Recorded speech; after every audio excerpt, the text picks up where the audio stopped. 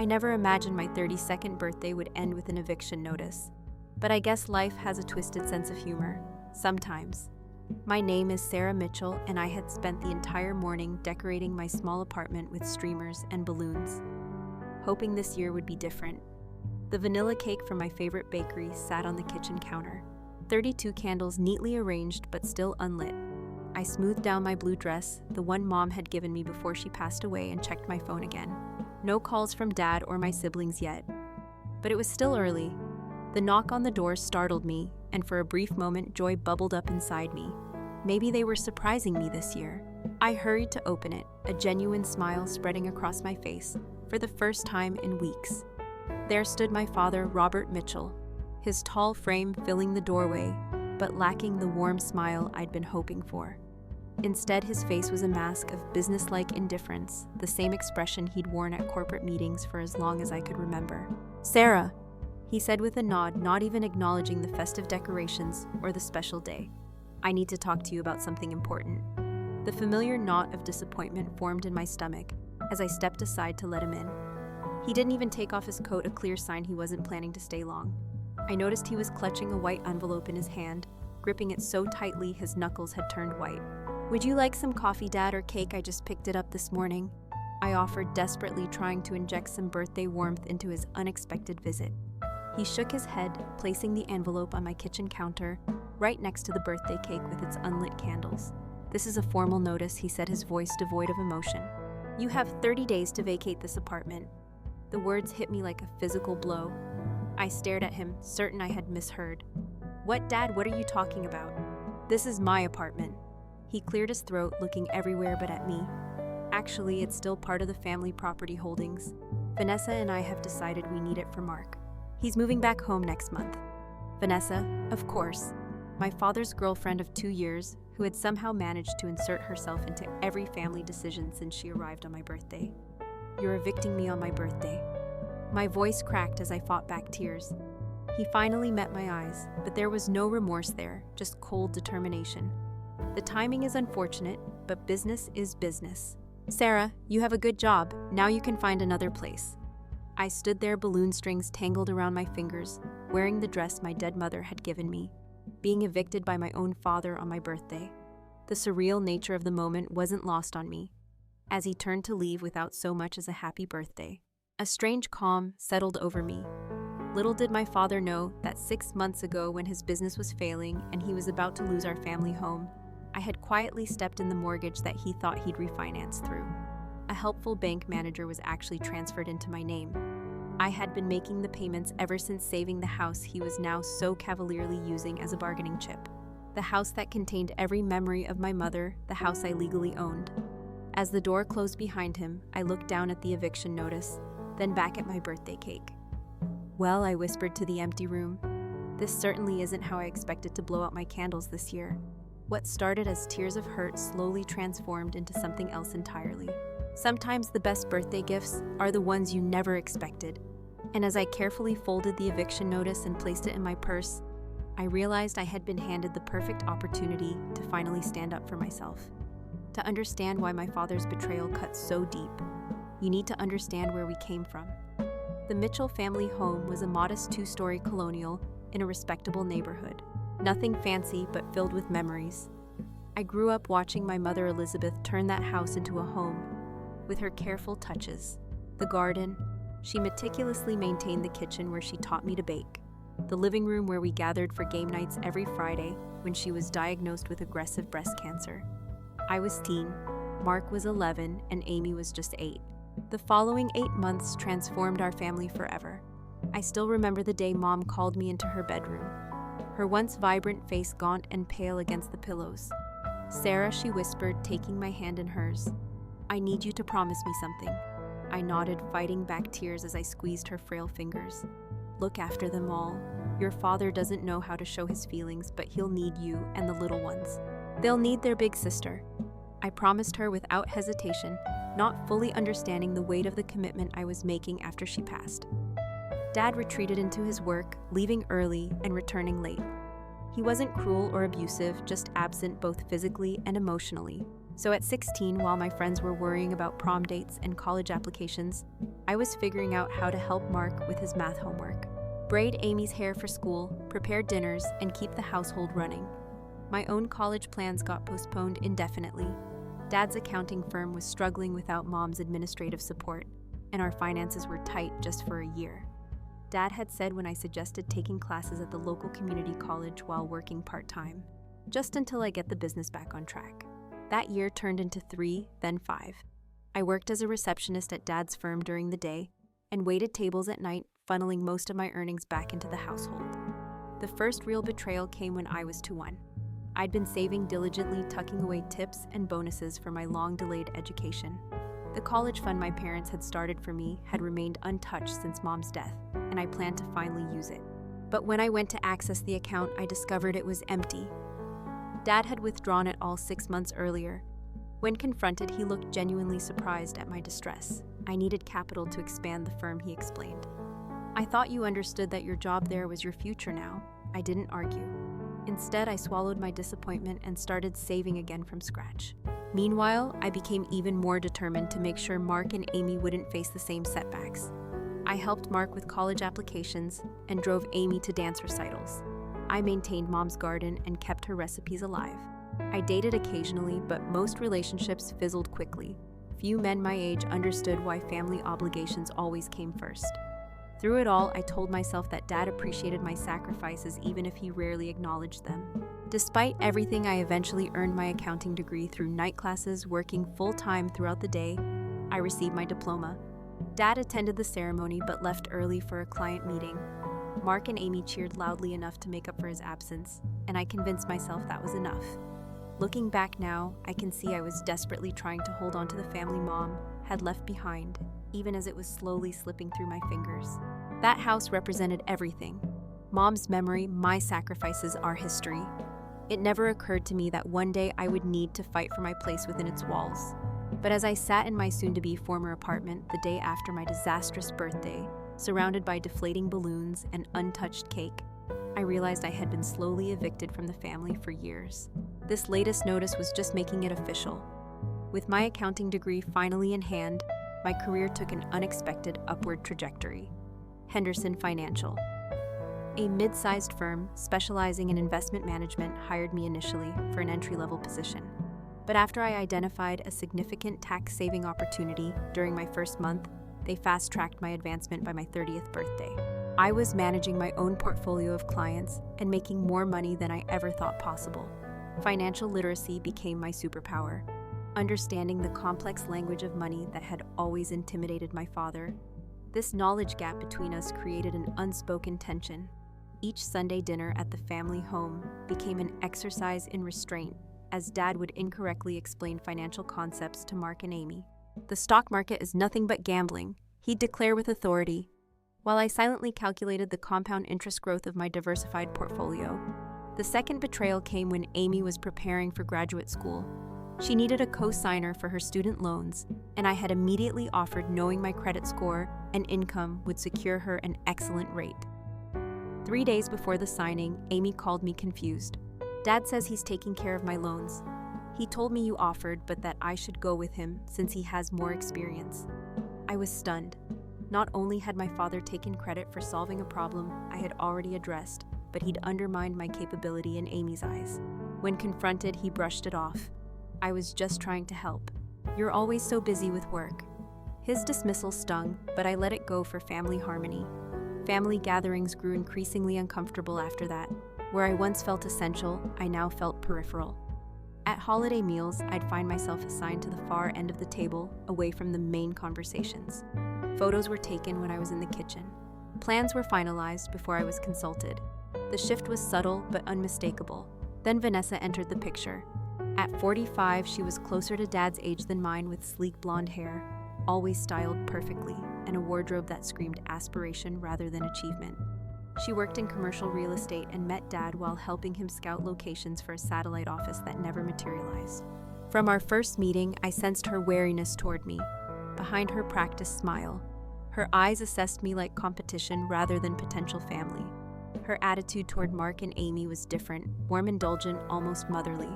Despite being barely 13 years older than me, the third betrayal blindsided me completely. I discovered through Amy's Instagram that the entire family, Dad, Vanessa, Mark, and Amy, had taken a week-long vacation to Florida. I hadn't been invited or even informed when they returned, sunburned and full of inside jokes.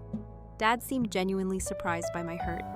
"We didn't think you could get away from work," he explained weakly. And it was last minute. Vanessa found a deal we couldn't pass up.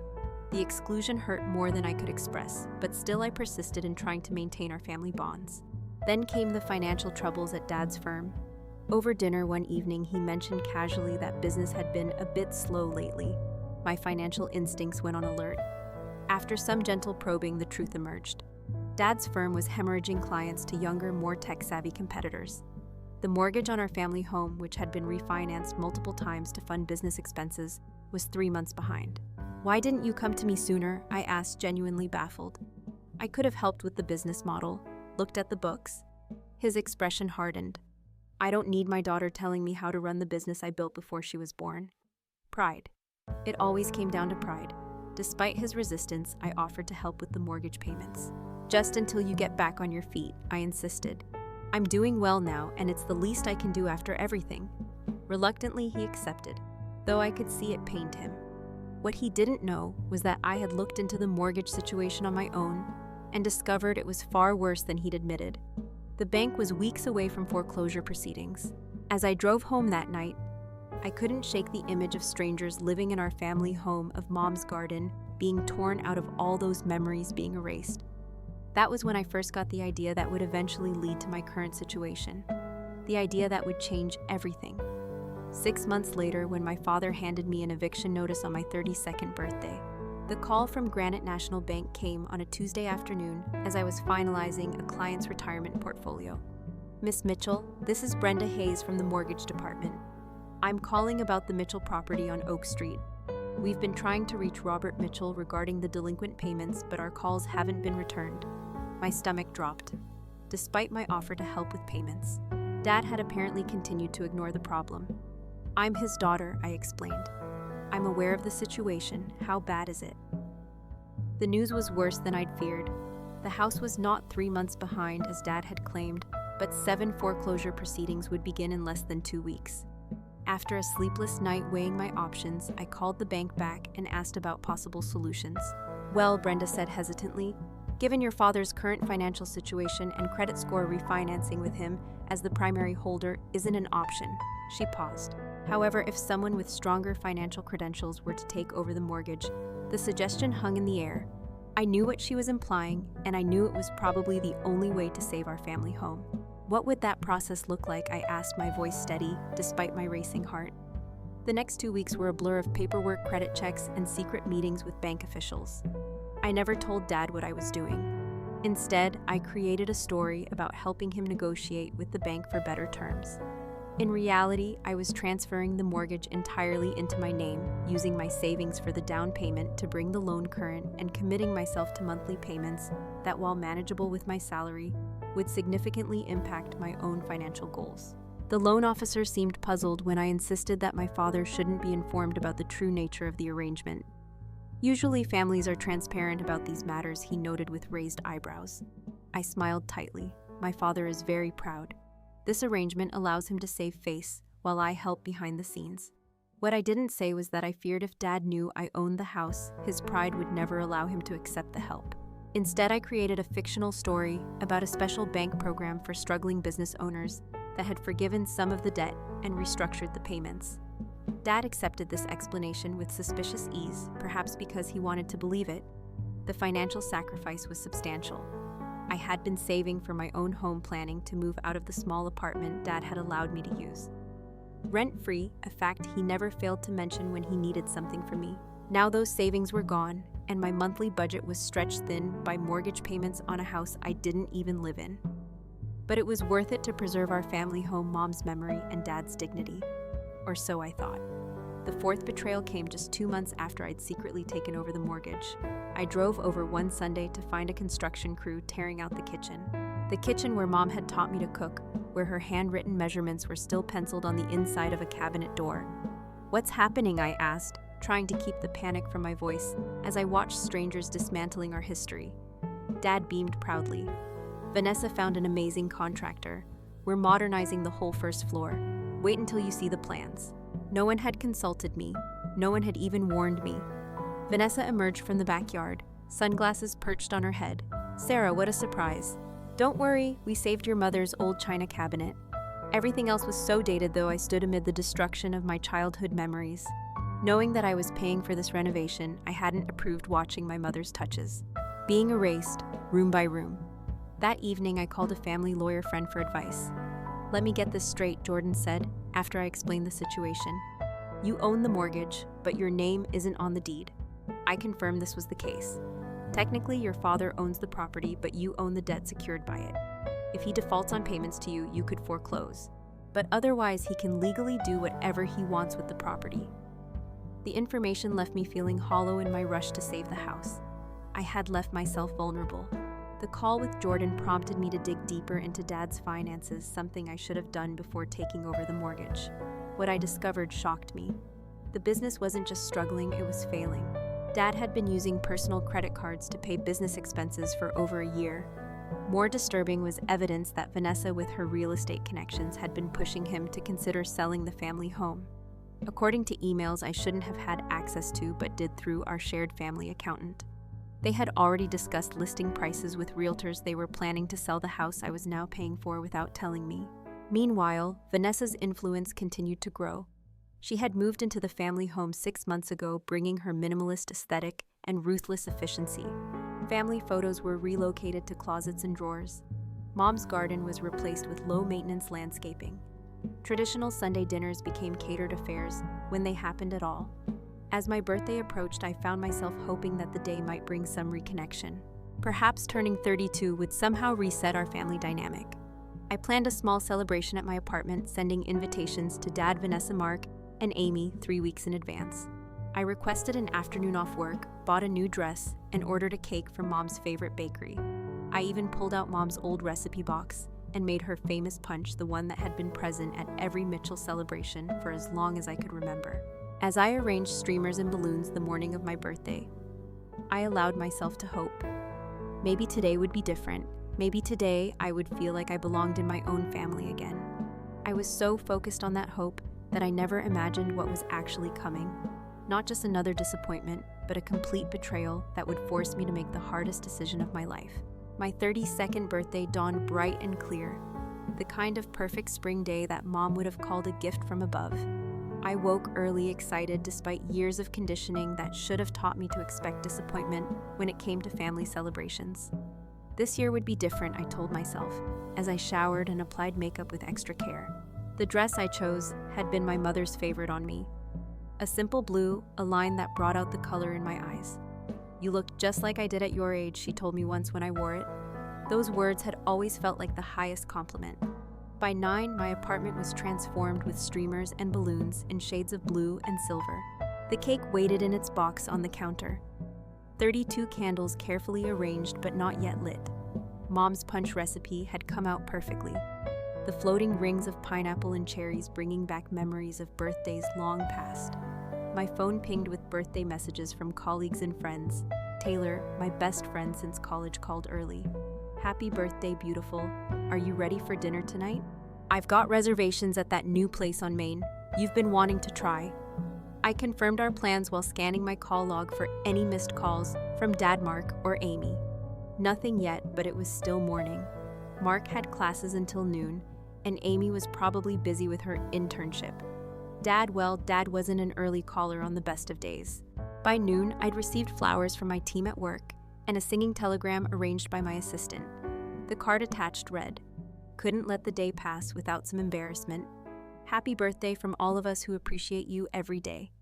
The sentiment warmed me, but I still found myself checking my phone every few minutes.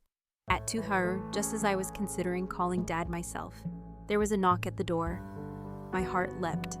Maybe they were surprising me after all. I smoothed my dress and hurried to answer, a genuine smile spreading across my face for the first time in weeks. There stood my father, looking oddly formal in a business suit, despite it being Saturday. No gift in his hands, no warm smile, just a stiff nod and a white envelope clutched tightly enough to crease the paper. "Sarah," he said, not even acknowledging the decorations or the special day. I need to discuss something important with you." The familiar knot of disappointment formed in my stomach as I stepped aside to let him in. He didn't even take off his coat, a clear sign this wasn't a social visit. He barely glanced at the festive decorations, his eyes skimming over the birthday setup without acknowledgement. "Would you like some punch, Dad? Or cake? I made Mom's recipe." I offered, desperately trying to inject some birthday warmth into this increasingly uncomfortable encounter. He shook his head, placing the envelope on my kitchen counter, right next to my untouched birthday cake. "This is a formal notice," he said, his voice businesslike and cool. "You have 30 days to vacate this apartment." I stared at him, certain I had misheard what Dad. "What are you talking about? This is my apartment." He cleared his throat, looking everywhere but at me. "Actually, it's still part of the family property holdings. Vanessa and I have decided we need it for Mark. He's moving back after graduation next month." I felt like I'd been slapped on my birthday. "You're evicting me on my birthday." My voice cracked slightly as I fought to maintain composure. He finally met my eyes, but there was no remorse there, just cold determination. "The timing is unfortunate, but business is business. Sarah, you have a good job now. You can find another place." As if the eviction notice wasn't shocking enough, he continued with what felt like a rehearsed speech. "Also, I wanted to let you know personally before you hear it elsewhere, we've decided to sell the house." The room seemed to tilt. Sell the house, our family home, without even discussing it with me. My voice had risen despite my best efforts to stay calm. Dad's expression hardened. "Vanessa has an opportunity to open her own real estate office. We need the capital. The market's hot right now, and the old place is worth considerably more than I paid for it." The casual way he referred to our family home. The old place felt like another slap. That old place contained every memory I had of my mother. It held the marks on the wall tracking our growth. The garden she had lovingly tended, the rooms where I had essentially raised Mark and Amy after she died.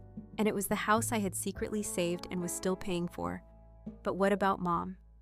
What about all our memories there, I asked, hating how small my voice sounded. Dad's expression softened fractionally. The first hint of humanity he'd shown since arriving. "Sarah, your mother has been gone for 16 years. Life moves on. We can't keep a house out of sentiment." His momentary softness vanished as he checked his watch. "I have another appointment. The details are all in the letter. 30 days. Sarah. I'm sure with your financial acumen, finding a new place won't be difficult." As he turned to leave without so much as a happy birthday, I was seized by a sudden doubt that had plagued me for years. "Dad!" I called after him, my voice barely above a whisper. "Did I do something wrong? Something to make you not care about me the way you care about Mark and Amy?" He paused at the door, his back still to me. For a moment, I thought he might turn around. I might finally address the distance that had grown between us, but he simply adjusted his coat and said, "Don't be dramatic, Sarah. This isn't personal, it's just practical." And then he was gone, leaving me standing alone in an apartment decorated for a celebration that would never happen. Holding an eviction notice instead of a birthday card, I sank down onto my couch, still in my mother's favorite dress, surrounded by cheerful decorations that now seemed to mock me. The tears came slowly at first, then in heaving sobs that left me gasping for breath. Not just for the eviction or the plan to sell our home, but for years of feeling invisible in my own family. For sacrifices unacknowledged and loyalty unrewarded. As the tears subsided, I found myself moving to my home office on autopilot in the bottom drawer of my desk, locked away from casual discovery, with a folder containing all the documentation of my secret arrangement with the bank. The mortgage transfer, the payment records, the legal ownership that Dad knew nothing about. As I spread the papers across my desk, a strange calm began to replace the hurt. For years, I had allowed my father to dictate the terms of our relationship. I had accepted scraps of attention and convinced myself it was a feast. I had compromised and sacrificed, always putting family first, even when family increasingly didn't include me. But as I looked at the mortgage documents bearing my name, I realized I finally held the power to change our dynamic. Dad and Vanessa couldn't sell a house that was legally bound to a mortgage in my name. They couldn't dismiss me anymore. For once, they would have to acknowledge my existence and my importance. The question was, after a lifetime of putting everyone else first, did I have the courage to finally stand up for myself? I spent the remainder of my birthday in a state of emotional turbulence. Anger, hurt, vindication, and guilt crashed through me in waves. I canceled dinner with Taylor, unable to face even my closest friend while I was so raw. Instead, I sat on my living room floor, surrounded by deflating balloons, sipping wine directly from the bottle and staring at the mortgage. Documents spread before me. The power I suddenly realized I held was intoxicating. After years of powerlessness, I could stop the sale of our family home with a single phone call. I could force my father to acknowledge my existence, my contributions, my place in the family. I could, even if I wanted to push it that far, evict him and Vanessa from the house I was paying for. The vengeful scenarios played out in my mind. Dad and Vanessa scrambling to find housing with the same 30-day notice they'd given me. The shock on their faces when they realized I'd been the one keeping the roof over their heads all these months. The public embarrassment for Vanessa when her real estate colleagues learned she hadn't even known who held the mortgage on her own home. Around midnight, my phone rang. It was Taylor, concerned when I'd ghosted our dinner plans. "Sarah, are you okay? I've been worried sick." Her familiar voice broke through my revenge fantasies, bringing me back to reality. I poured out the whole story. The eviction notice, the plan to sell our family home, the secret mortgage arrangement, and my newfound power. Taylor listened without interrupting, a skill I'd always appreciated in her. When I finished expecting encouragement for my revenge plans, she was quiet for a long moment. "Sarah," she finally said, her voice gentle but firm, "you have every right to be hurt and angry. What your dad did was cruel, especially the timing. But before you do anything, take a breath. Make sure whatever you do next comes from a place of self-respect, not just anger." Her words gave me pause. Was I planning to assert my rights, or was I simply plotting revenge? "What would you do?" I asked her. "I'm not you," she replied. "And I don't have your history with your family. But I know you, Sarah. Despite everything, you still love them. Make sure whatever you do next is something you can live with afterward." After we hung up, I forced myself to step back from the emotional precipice. Taylor was right. I needed to approach this strategically, not just reactively. The next morning, with a clear head, I began researching my legal rights as the mortgage holder. I learned that while I didn't own the house outright, my position gave me significant leverage. Dad couldn't sell the house without satisfying the mortgage, which would require either paying it off entirely or getting me to agree to a transfer to the new owners. I had the power to block any sale that didn't meet my approval. Armed with this knowledge, I decided to consult with a real estate attorney to understand all my options. The consultation confirmed what I'd already discovered and added some interesting possibilities I hadn't considered. You could potentially purchase the property yourself, the attorney suggested. Since you already hold the mortgage, you'd essentially be converting your loan interest into equity ownership. The idea held appeal. I could preserve our family home and its memories without depending on Dad's goodwill. As I was processing these options, another betrayal blindsided me while checking some financial news. I decided to look at local real estate listings out of curiosity. They're already online. Was our family home listed for sale at an ambitious price, with Vanessa herself as the agent? The description made no mention of the property's true financial situation, instead emphasizing its potential for development and desirable location. They hadn't even waited for me to find new housing before listing the property I was paying for. The listing included photos taken recently without my knowledge, photos showing the renovations that had erased so much of Mom's touch from the home. Seeing our family home advertised like any other commodity solidified my resolve. This wasn't just about hurt feelings anymore. It was about principles and justice. I spent the next week developing a comprehensive plan. I would attend the upcoming family dinner that Sunday, an obligation I usually dreaded but now anticipated, with newfound purpose. I would listen and observe, giving them the opportunity to be honest about their plans. Only if they continued their pattern of dismissal and deception would I reveal what I knew and the power I held. I prepared meticulously for all possible scenarios. I organized my documentation chronologically, made copies, and placed everything in a professional portfolio. I rehearsed what I would say, practicing a tone that was firm, but not emotional, authoritative, but not vindictive.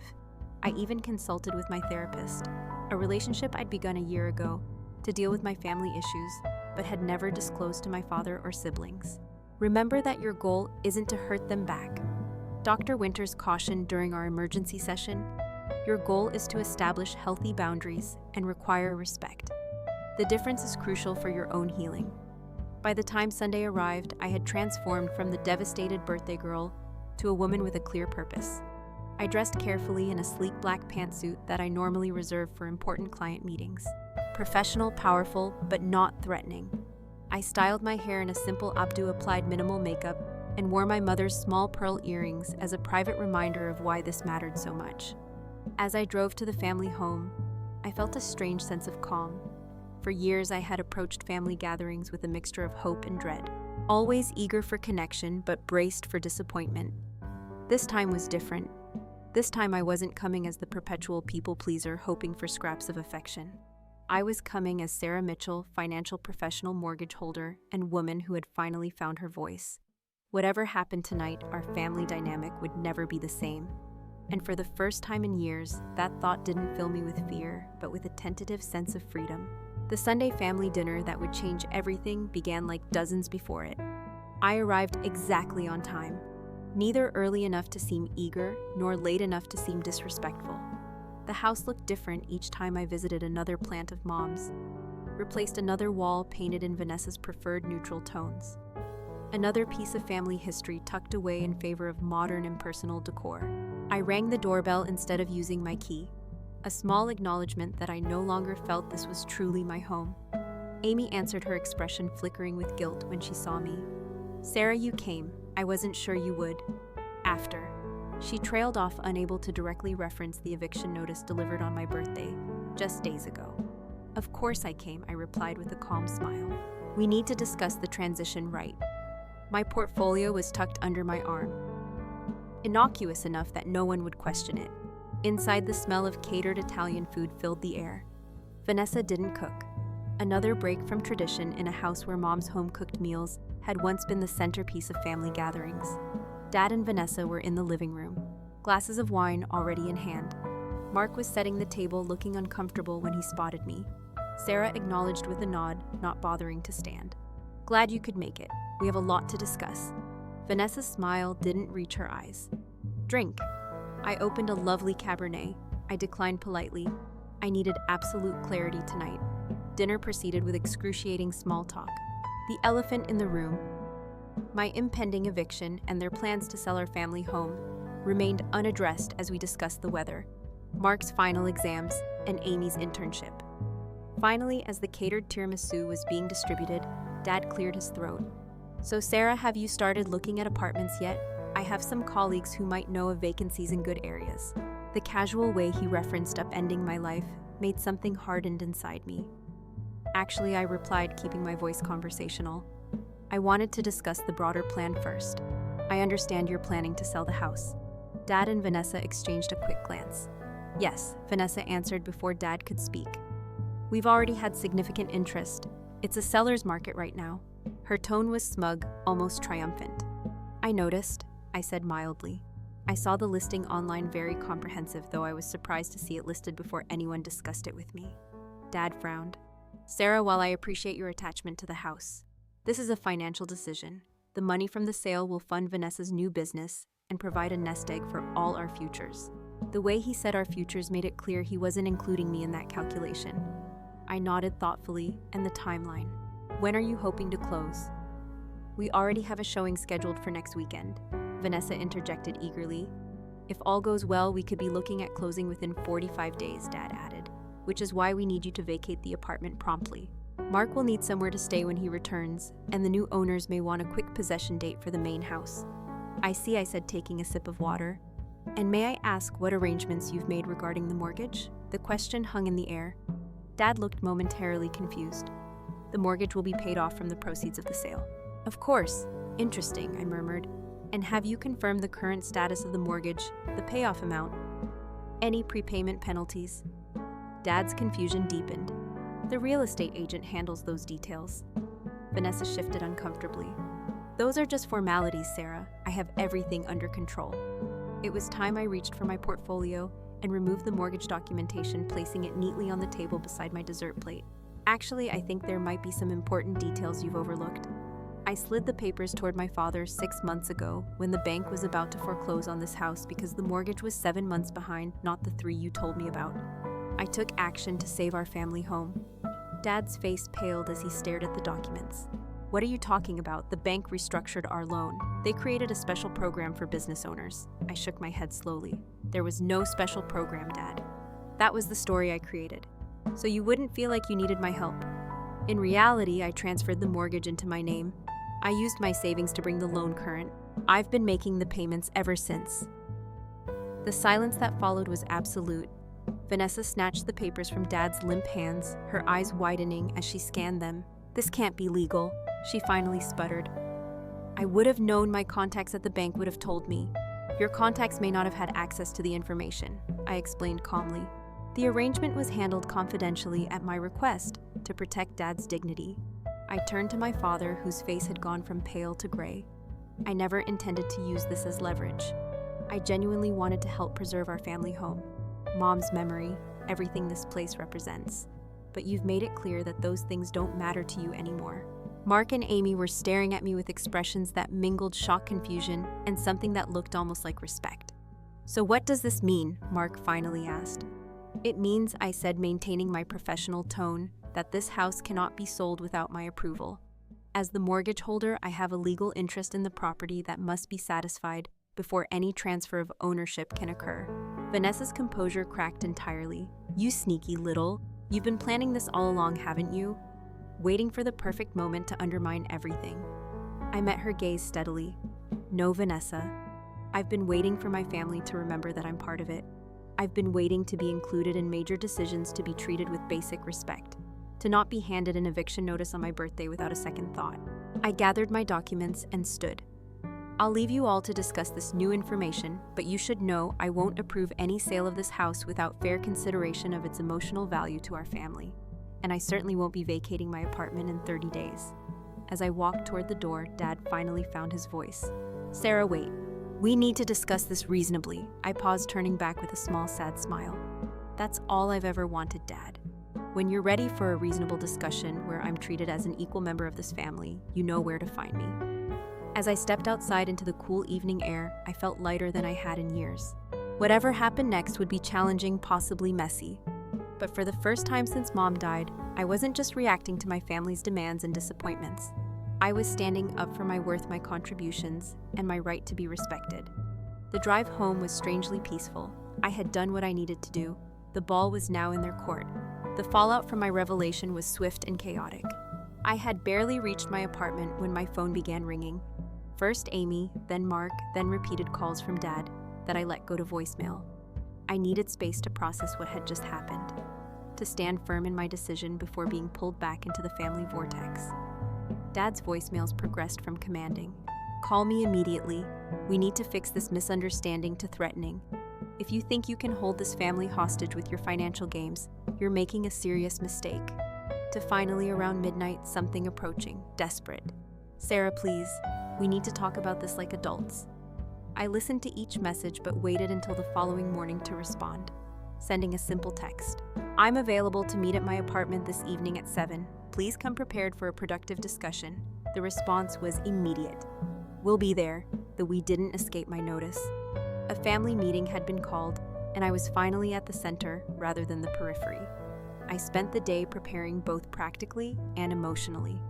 I cleared my schedule at work, explaining to my understanding boss that I had a family emergency. I organized additional documentation that might be needed and called my real estate attorney for a quick refresher on my rights and responsibilities. Most importantly, I mentally rehearsed staying calm and focused regardless of what tactics my family might employ. At precisely 7, the doorbell rang. I opened it to find not just Dad, but Vanessa, Mark, and Amy crowded in the hallway. Their expressions ranged from my father's barely contained anger to Amy's obvious distress. "Please come in," I said, stepping aside. My small living room had been arranged for this meeting with enough seating for everyone and a coffee table cleared for documents. As they filed in, I noticed Vanessa carrying a leather portfolio similar to mine from the previous night. Battle preparations, apparently. Once everyone was seated, an uncomfortable silence fell. I waited, letting them make the first move. Finally, Dad cleared his throat. "Sarah, I think you owe us an explanation for your deception. The accusation might have triggered my people-pleasing instincts in the past, sending me into defensive justifications." Instead, I met his gaze calmly. "I don't see it as deception, Dad. I saw a problem. Our family home was about to be foreclosed upon, and I solved it discreetly to protect your pride. The only reason it's coming to light now is because you're trying to sell a house that I've been paying for without even consulting me." Dad's face flushed. The house is in my name. The deed has been in my name since before you were born. Whatever arrangement you made with the bank doesn't change ownership. My attorney had prepared me for this argument. You're right that the deed is in your name, I acknowledged, but the mortgage is in mine. Legally, that means you can't sell the property without satisfying the mortgage first, which would require either paying it off entirely or getting my approval to transfer it to new owners. Vanessa jumped in, her voice sharp. This is manipulative and possibly fraudulent. You took advantage of your father during a vulnerable financial time. I raised an eyebrow. Fraudulent. Every document was legally executed with full disclosure to the bank. The only deception was the story about a special bank program which I created to spare Dad's feelings.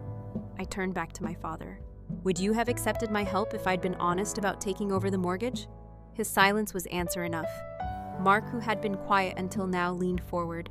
Sarah, I get why you did it. But why spring this on us now when Dad and Vanessa have already made plans based on selling the house? It was a fair question, asked without accusation. I never intended to spring anything on anyone, I explained. I was content to keep quietly making the payments, keeping our family home safe. What changed was learning. On my birthday, no less, that I was being evicted from my apartment and that the house I'd been paying for was being sold without anyone even mentioning it to me. Amy winced at this, looking down at her hands. When you put it that way, she murmured. Vanessa wasn't backing down. This is emotional blackmail. You're using financial leverage to force your way into decisions that aren't yours to make. I met her hostile gaze directly. And you've been using emotional leverage to gradually push me out of my own family for 2 years, which is worse. The room fell silent. Dad broke it with a different approach, his voice suddenly conciliatory. Sarah, honey, I understand you feel left out sometimes, but this business venture is important to Vanessa, to our future together. Surely we can come to some arrangement that satisfies everyone. The sudden shift to tenderness might have swayed me once, but I recognize the tactic now. I'm open to arrangements that respect my position, both financial and familial, I replied evenly. What exactly are you proposing? Dad glanced at Vanessa, who opened her portfolio and extracted a document. We've prepared an offer, she said. All business now. We'll repay your mortgage contributions to date plus 10% interest in exchange for your agreement to transfer the mortgage to the new buyers. I accepted the document and scanned it quickly. The numbers were far below what would be fair compensation, not just for the payments I'd made, but for saving the house from foreclosure in the first place.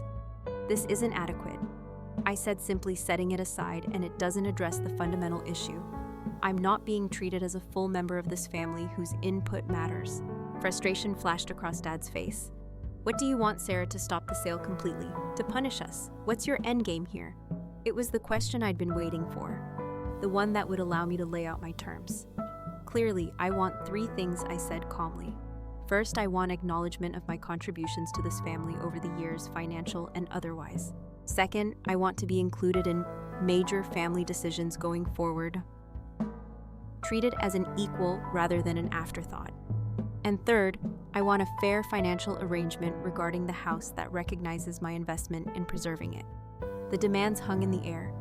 Mark was the first to respond. That seems reasonable to me, he said quietly.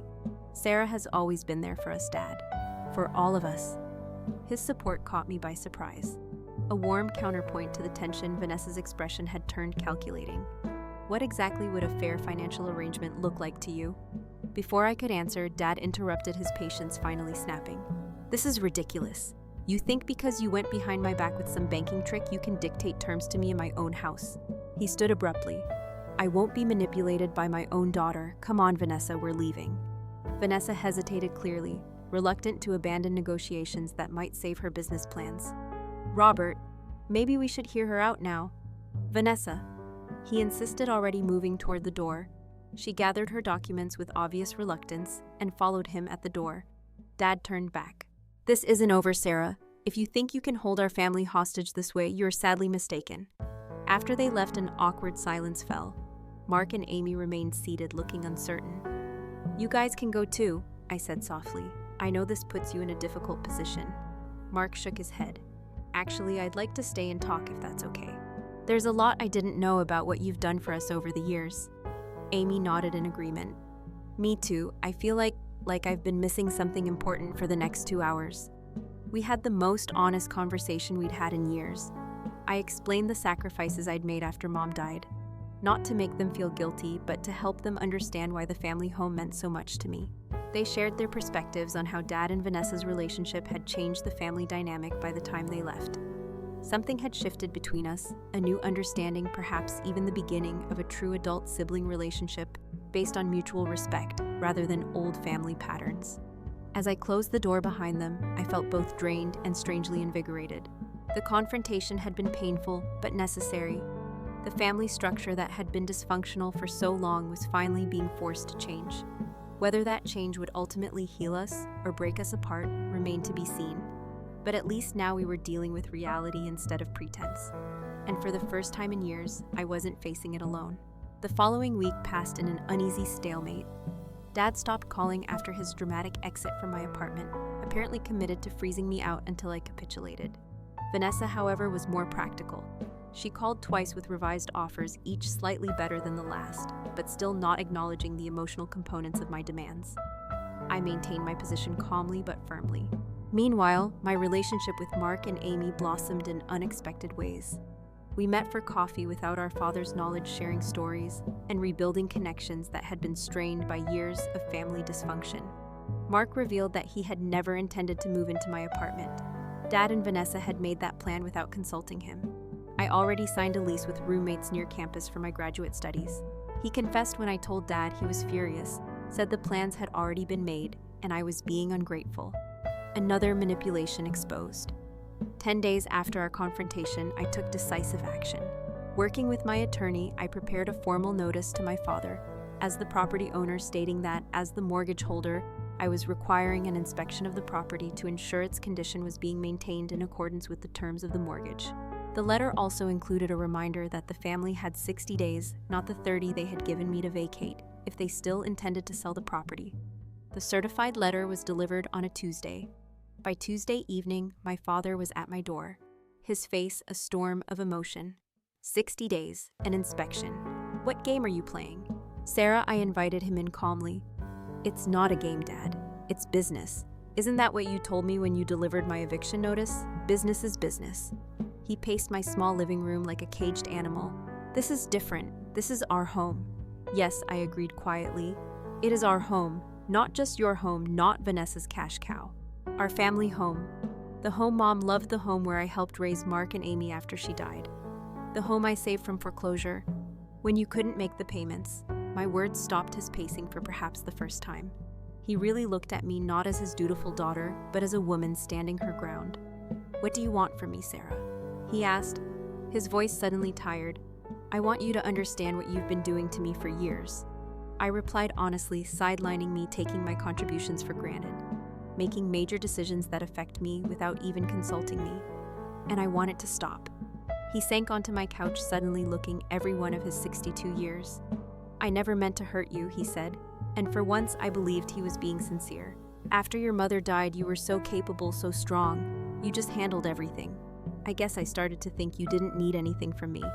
The admission cracked something open between us. I did need you, Dad. I still do, not to solve my problems or manage my life, but to see me, to value me as much as you value. Mark and Amy, to include me in the family you're so busy building with Vanessa. He was quiet for a long moment. The house really means that much to you. I nodded. It's the last place Mom was happy.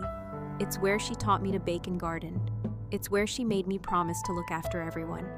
Every time Vanessa removes another trace of her, it feels like losing her all over again. Understanding dawned slowly in his eyes. I didn't realize we talked for hours that night, having the first real conversation we'd had since Mom died. It wasn't perfect. Years of patterns couldn't be undone in one evening, but it was a start. By the time he left, we had the outline of a compromise. The house wouldn't be sold immediately. Instead, we would take 6 months to consider alternatives, including the possibility of me buying out his share of the equity. More importantly, I would be included in all family discussions about the property going forward. The next person to cave was Vanessa. With the house sale delayed, her business plans were in jeopardy. She arrived at my office unannounced one afternoon, all conciliatory smiles and calculated charm. Sarah, I think we got off on the wrong foot, she began after settling into the chair across from my desk. I never meant to come between you and your father. Her insincerity was transparent, but I remained professional. "What can I do for you today, Vanessa?" She cut to the chase. "I need capital for my business. The house sale was supposed to provide that, since you've blocked that path. I'm wondering if you might be interested in becoming an investor instead." The proposal might have been laughable if it weren't so predictable. "I'm afraid that won't be possible," I replied. "My financial commitments are already allocated elsewhere." Her friendly facade cracked slightly. "This vendetta against me isn't helping anyone, Sarah. Your father and I are building a future together. Don't you want him to be happy?" It was the wrong approach. My father's happiness has been my concern since I was 16 years old, I said evenly, which is why I saved the house he nearly lost. I'm not against his happiness. I'm against being treated as disposable by my own family. Vanessa left in a huff, but the encounter confirmed what I had suspected. Her attachment to my father was contingent on his financial usefulness. That suspicion was confirmed 3 weeks later when Mark called with news. "Sarah, you won't believe this. Vanessa moved out last night, packed her things, and left while Dad was at a client dinner." The news shouldn't have surprised me, but it did. "Did she say why Dad said they had a huge fight about money?" "Apparently she's been approached by another real estate developer, some guy she used to date when Dad couldn't guarantee funds for her business. She jumped ship." While I didn't feel any joy in my father's pain, the development confirmed the wisdom of standing my ground as the 60-day mark approached. Another shift occurred. Dad called to ask if we could meet at the family home to discuss options. When I arrived, I found him alone sitting at the kitchen table with boxes of old family photos spread out before him. "I found these in the attic," he explained. "Your mother was always the one who organized the photos. After she died, I just couldn't look at them anymore." We spent the afternoon going through memories, and by evening we had reached a new understanding. Dad would move into a smaller place, one better suited to his current needs. I would take over the family home, buying out his equity over time. The official transition took place exactly 60 days after I had delivered my notice. I stood in the driveway watching as Dad loaded the last of his essential belongings into his car. The rest would be moved gradually as he settled into his new condominium. "You know," he said, closing the trunk, "your mother would be proud of you, not just for saving the house, but for standing up for yourself. She always said you had her backbone." The words meant more to me than he could know. "I'll take good care of it," I promised. "And you're always welcome here, Dad. This will always be your home too." As he drove away, I turned to face the house, my house now, the place where my journey had begun, and where, in an unexpected way, it was beginning again. The path forward wouldn't be easy. Trust once broken takes time to rebuild. But for the first time in years, I felt like we were moving in the right direction, not just as individuals, but as a family. 1 year after the birthday that changed everything, I stood in the kitchen of the family home, my home now putting the finishing touches on a cake. Not just any cake, but Mom's special recipe, the one she'd made for every family celebration when I was growing up. The house around me had undergone a transformation. But unlike Vanessa's cold modernization, my changes had been made with reverence for the past, while still embracing the future. Mom's garden had been restored and expanded, blooming with her favorite flowers, alongside new varieties I'd chosen. Her kitchen remained largely untouched, though I'd upgraded the appliances throughout the house. I'd found a balance between preserving memories and creating new ones. The mortgage was fully in my name, now with a legal agreement establishing my ownership of the property. Dad had moved into a condominium closer to his office, a change that seemed to reinvigorate him professionally, without Vanessa's influence pushing him toward retirement and her real estate ambitions. He'd refocused on his accounting practice, even bringing in a younger partner to eventually take over. Our relationship remained a work in progress. Some weeks were better than others. Old patterns occasionally resurfaced, requiring patient correction, but the baseline had fundamentally changed. He consulted me about important decisions. He acknowledged my contributions. Most importantly, he saw me not just as his capable daughter who would handle everything, but as a person with my own needs and feelings. The sound of the doorbell pulled me from my thoughts. I wiped my hands on a dish towel and went to answer it, smiling at the sight of Taylor standing on the porch with a bottle of champagne. "Happy birthday," she exclaimed, hugging me tightly before stepping inside. I decided to reclaim my birthday this year, transforming it from a day of painful memories into a celebration of new beginnings. Taylor had enthusiastically supported the idea, helping me plan what we were calling my rebirth party. "The place looks amazing," she said, looking around appreciatively. "Every time I visit, you've made another improvement." "Small steps," I agreed, just like everything else this year. More guests arrived, colleagues from work, friends I'd reconnected with, and neighbors I'd gotten to know since taking ownership of the house. Mark came with his girlfriend, both of them carrying gifts, despite my no-presents request. Amy arrived shortly after having driven in from her new job in a neighboring city. The most surprising arrival came an hour into the party. The doorbell rang, and I opened it to find Dad standing somewhat awkwardly on the porch, holding a small package wrapped in blue paper. The color Mom had always used for my birthday gifts. "I hope I'm not intruding," he said hesitantly. "You're not intruding at all," I assured him, stepping aside to let him in. "I'm glad you came." He handed me the package. "It's not much, but it made me think of you." Inside was a framed photo I'd never seen before. Mom and me in the garden, both of us laughing as we planted tulip bulbs. I must have been about 10 years old.